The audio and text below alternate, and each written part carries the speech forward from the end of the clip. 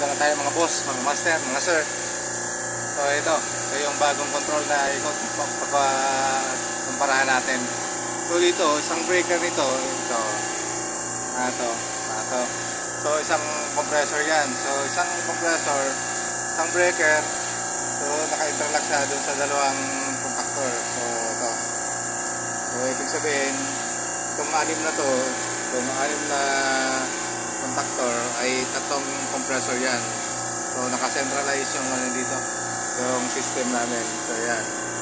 So the rest niyan is more on ito sa fan motor, saka sa evaporator. Ito.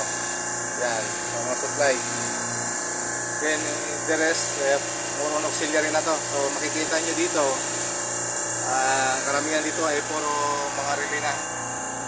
Fuse, ito sa mga fuse yan. Then relay. So dito relay na rin to. Puro relay na yan.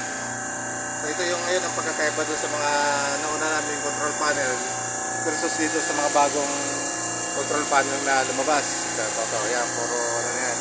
So pag tinignan niya sa kabuuan, yan siya, malinis siya.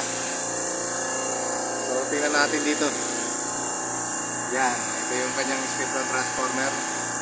Ito yung kanyang PLC. So gumagamit na siya dito ng PLC ngayon.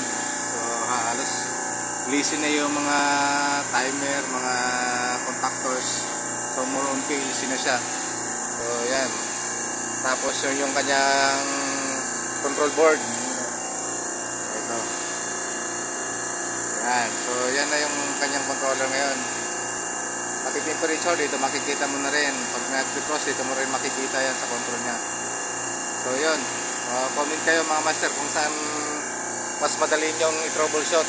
Kung ito bang bagong setup ng control or yung luma pa din na control panel ang mas ano kayo mag-troubleshoot. So dito hindi pa namin masyadong nasusubukan, mga ilan-ilan pa lang yung natu-troubleshoot namin dito. More on mga sensor pa lang.